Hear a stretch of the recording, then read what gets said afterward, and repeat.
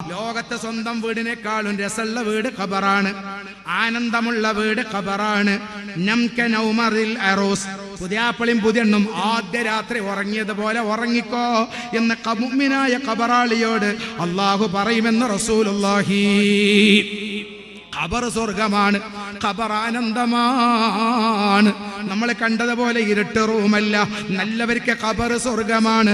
മറവ് ചെയ്യലോട് കൂടെ പിന്നെ സ്വർഗത്തിന്റെ ആഹ്ലാദം മുഴുവനും ഖബറിൽ ആസ്വദിക്കുന്ന വിഭാഗം മുത്തഖീങ്ങളാണ്, മുഅ്മിനീങ്ങളാ. അല്ലാത്ത സന്തോഷല്ലേ? ജീവിതത്തിൽ ഏറ്റവും വലിയ ആനന്ദം അതാണ്. ഞങ്ങൾ ഖബറിൽ ചെന്നാലും ഞങ്ങൾക്ക് ദുഃഖമില്ല. കാരണം സ്വർഗത്തിന്റെ എല്ലാ സുഖങ്ങളും ഖബറിൽ മുഅ്മിന് ലഭിക്കുമെന്ന് മുഹമ്മദ് മുസ്തഫ. നാളെ മഹ്ശറയിലോ അല്ലാഹുവിന്റെ പ്രവാചകരെ പറയാണ്, നാളെ മഹ്ശറ ലോകത്ത് ചെന്നാൽ സിറാത്ത് പാലമുണ്ട്. ആ സിറാത്ത് പാലത്തിന്റെ ആ ദൂരം എത്രയാണ്?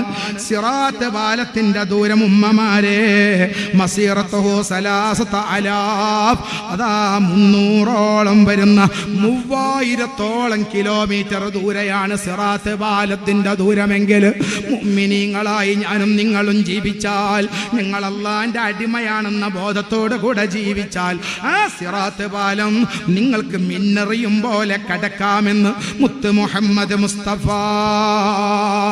ഒരു ചാൺ മുകളിലായി സൂര്യൻ ഉദിച്ച് ചൂടിന്റെ കാഠിന്യം കൊണ്ട് പതപ്പ് കരിഞ്ഞ് വിയർപ്പൊലിച്ച് മഹ്ശറയിൽ നിൽക്കേണ്ട സമയം എത്രയാണ്? 500 കൊല്ലത്തോളമാണ്. 500 കൊല്ലത്തോളം മഹ്ശറയിൽ മനുഷ്യന്മാര് നിൽക്കണം. ഒരു ചാൺ മുകളിലായി സൂര്യനാണ്, ചൂടിന്റെ കാഠിന്യം കൊണ്ട് പതപ്പ് കരിയുകയാണ്. ആ സമയത്ത് മുഅ്മിനീങ്ങളാകുന്ന നമുക്കോ അല്ലാഹനെ ഓർത്ത് ജീവിച്ച ആണും പെണ്ണും, അല്ലാഹനെ മറക്കാത്ത ആണും പെണ്ണുമാണെങ്കിൽ ആ 500 കൊല്ലത്തെ മഹ്ശറ ഖദരി റകഅത്തൈനി സ്വലാത്തിൽ മക്തൂബ, 2 റകഅത്ത് ഫർള് നിസ്കരിക്കുന്ന സമയം പോലെ നമുക്ക് എളുപ്പമാകുമെന്ന് റസൂലുള്ളാഹ്. എവിടെയാണ് മുഅ്മിനീങ്ങൾക്ക് ദുഃഖമില്ലല്ലോ? എവിടെയാണ് മുഅ്മിനീങ്ങൾക്ക് വേദനയില്ലല്ലോ? വേദന പോലും ആഹ്ലാദമാണ്, വേദന പോലും സന്തോഷമാണ്, എല്ലാം നമുക്ക് ആനന്ദമാണ്. പക്ഷേ അത് നമ്മളെ മനസ്സിലുണ്ടാകണമെന്ന് മാത്രം. ഞാൻ എൻ്റെ വാക്കുകൾ അവസാനിപ്പിക്കട്ടെ രക്ഷിതാക്കളെ. അല്ലാഹു പെണ്ണുങ്ങൾക്ക് ഉപമ സ്വർഗത്തിൽ പറയുന്ന ഒരു പെണ്ണുണ്ട്. ഏതാണ് സ്വർഗത്തിൽ പറയുന്ന പെണ്ണ്? അല്ലാഹു സുബ്ഹാനഹു വ തആല പെണ്ണുങ്ങൾക്ക് ഏറ്റവും വലിയ ഉദാഹരണമായി പറയുന്നത് മഹദിയായ ബീബി ആസിയ. ളറബല്ലാഹു മസലൻ ലില്ലദീന ആമനൂ ഇംറഅത ഫിർഔൻ. നാളെ പെണ്ണുങ്ങളെ നിങ്ങളുടെ നേതാവ് ഫിർഔനിന്റെ ഭാര്യയാണെന്ന് വിശുദ്ധ ഖുർആൻ. ആസിയ ബീവി എന്ന് പറഞ്ഞില്ല, ഫിർഔനിന്റെ ഭാര്യ. എന്താ അങ്ങനെ പറയാൻ കാരണം? എല്ലാ തെറ്റും ചെയ്ത് ജീവിക്കാൻ എല്ലാ സൗകര്യവുമുള്ള സമയം, എന്ത് തെറ്റും ചെയ്യാൻ പറ്റുന്ന സമയം. കാരണം നാട് ഭരിക്കുന്ന ഫിർഔനിന്റെ ഭാര്യ, രാജാവിന്റെ കൊട്ടാരത്തിലെ രാജ്ഞി, എല്ലാവിധ സൗകര്യങ്ങളുമുള്ള സാഹചര്യം, അടിച്ചു പൊളിച്ച് അല്ലാഹനെ മറന്ന് ജീവിക്കാൻ പറ്റുന്ന എല്ലാ സൗകര്യങ്ങളും നിറഞ്ഞു നിൽക്കുന്ന ഒരു പെണ്ണ്, അതാണ് ബീവി ആസിയ റളിയല്ലാഹു അൻഹാ. നോക്കണം, എല്ലാ സൗകര്യം. കാരണം എന്താ? കൊട്ടാരത്തിലാ ജീവിക്കുന്നത്, എന്തും ചെയ്യാം.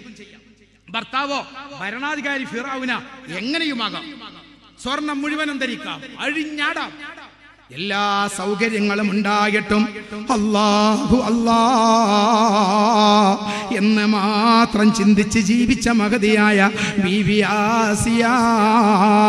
അവസാനം ഫിറഔന് പറഞ്ഞു, ആസിയ നീ മൂസാ നബിന്റെ ആളാണല്ലേ, നീ അല്ലാഹുവിൽ വിശ്വസിച്ചല്ലേ, നീ നിന്റെ വിശ്വാസത്തിൽ നിന്ന് മാറണം ആസിയ. ആസിയ പറഞ്ഞു, മാറൂല ഫിറഔനെ, ഈ ദുനിയാവ് താൽക്കാലിക ലോകമാണ്, ഇത് പരീക്ഷണശാലയാണ്. സുഖം മരണത്തോട് കൂടെയാണ്, സുഖം ഖബറിലാണ്, മഹ്ശറയിലാണ്, അല്ലാഹുവിന്റെ സ്വർഗമാ. അതുകൊണ്ട് അല്ലാഹുവിനെ മറക്കൂല. ധിക്കാരിയായ ധിക്കാരിയായ ഫിറഔന് ചാട്ടവാറെടുത്ത് ആസിയാനെ അടിക്കാൻ തുടങ്ങി. അടിയേറ്റ ശരീരത്തിലൂടെ മാംസങ്ങൾ ഇങ്ങനെ പുറത്തേക്ക് തെറിക്കാൻ തുടങ്ങി. മഹദി അവരുടെ ശരീരത്തിൽ നിന്ന് വസ്ത്രങ്ങൾ മുഴുവനും അഴിച്ചു മാറ്റുന്നു. ആസിയാനെ കൊണ്ടുപോയി അതിശക്തമായ ചൂടുള്ള മണൽപ്പരിപ്പിൽ കൊണ്ടുപോയി കിടത്തുകയാണ്. ആ ശരീരമാകെ മുറിവായ ആസിയ അസഹ്യമായ മണലിലെ ചൂട് കൊണ്ട് പെടപെടക്കുമ്പോ വലിയ കല്ല് കൊണ്ടുപോയി നെഞ്ഞത്ത് വെക്കുകയാ. മഹദിയായ ആസിയ ശക്തമായ മണൽ കിടന്നിങ്ങനെ പെടക്കുമ്പോ ഫിറഔന് പറയുന്നുണ്ട്, ആസിയ അല്ലാഹനെ മറക്കണം, നിനക്ക് അടിച്ചു പൊളിച്ച് ജീവിക്കാലോ. ആസിയ പറഞ്ഞു, വേണ്ടടാ, എത്ര സുഖം ദുന്യാവിൽ കിട്ടിയാലും അത് ശാശ്വതം അല്ല. ശാശ്വതമായ എൻ്റെ ജീവിതം നാളെ സ്വർഗത്തിലാണ്. അതുകൊണ്ട് ഇവിടുത്തെ ദുഃഖം എനിക്ക് പ്രശ്നമല്ല. ധിക്കാരിയായ ഫിറഔന് ഇരുമ്പിന്റെ വലിയ ദണ്ഡ് കൊണ്ട് വന്ന്, ഇരുമ്പിന്റെ വലിയ കമ്പ് കൊണ്ട് വന്ന് മഹദിയായ ബീവി ആസിയ ബീവിയുടെ മുന്തുവാരത്തിലൂടെ കയറ്റുകയാ. ആസിയ ബീവി കിടന്ന് പെടപെടക്കുമ്പോ ഫിറഔന് പറയുന്നുണ്ട്, ആസിയ ഈ ദുന്യാവിൽ സുഖിച്ചുകൂടെ, എന്തിനാണ് പീഡനം സഹിക്കുന്നത്? ആസിയാന്റെ മറുപടിയടാ ഫിറഔനെ, ഇവിടുത്തെ ദുഃഖം താൽക്കാലികം അല്ലേ, എനിക്കെന്റെ റബ്ബിന്റെ സ്വർഗം അതല്ലേ ശാശ്വതം, ഇവിടുത്തെ ദുഃഖം പ്രശ്നമല്ല. ഉമ്മമാരെ, ആസിയ ബീവിയുടെ മുന്തുവാരത്തിലൂടെ ഇരുമ്പിന്റെ കമ്പ്, വലിയ ഇരുമ്പ് കുത്തു കയറ്റുമ്പോ മഹദി അവർകൾ കിടന്ന് പെടക്കുകയാണ്, കൈകാലുകൾ മുറിക്കുകയാണ്. അവസാനം മഹദി അവരുടെ ശരീരത്തിലേക്ക് ആഞ്ഞ് വലിയ പാറക്കല്ല് കൊണ്ടുവന്ന് വെക്കുമ്പോഴും മഹദി അല്ലാഹു അഹദ് എന്ന് പറഞ്ഞ് പുഞ്ചിരിക്കുകയാ. ഇതോടുകൂടെ ധിക്കാരിയായ ഫിറഔന് ഒരു വലിയ കല്ല് പൊക്കിക്കൊണ്ട് വരികയാണ്. എന്നിട്ട് ആസിയാന്റെ തലയുടെ താഴെ വെക്കുകയാണ്. എന്നിട്ട് ആസിയ ബീവിയുടെ തല ആ കല്ലിന്റെ മുകളിലേക്ക് എടുത്ത് വെക്കുകയാണ്. എന്നിട്ട് ഫിറഔന് മറ്റൊരു കല്ല് കൊണ്ട് വരികയാണ്. ആ കല്ലുമായി വരുന്നത് എന്തിനാ? ഒരു കല്ലിന്റെ മേലെ വെച്ച തലയുടെ മേലെ വലിയ പാറക്കല്ലിട്ടിട്ട് ആസിയാന്റെ തലത്തെ ചതച്ച് കളയാനാ.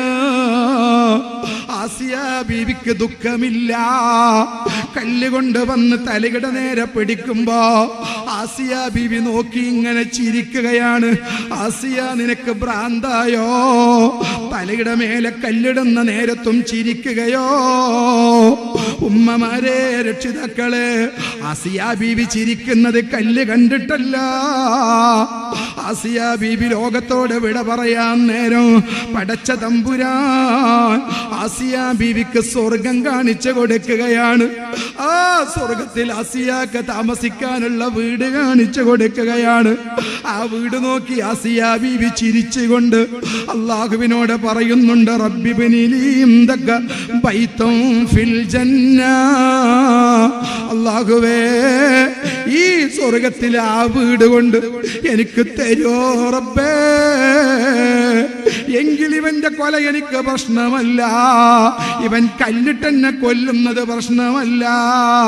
വനജ്ജിനി മിൻ ഫിർഔന വഅമലിഹി വനജ്ജിനി മിനൽ ഖൗമിൽ ളാലിമീൻ. റബ്ബേ, ഫിർഔനിന്റെ കൈ കൊണ്ട് ഞാൻ മരിക്കണ്ട, എനിക്ക് നിന്നിലേക്ക് വരാനാണ് ഇഷ്ടം. റബ്ബേ, ഈ ദുന്യാവിൽ ജീവിച്ചത് നിനക്ക് വേണ്ടി, ഞാൻ വരുന്നത് നിന്നിലേക്കാ.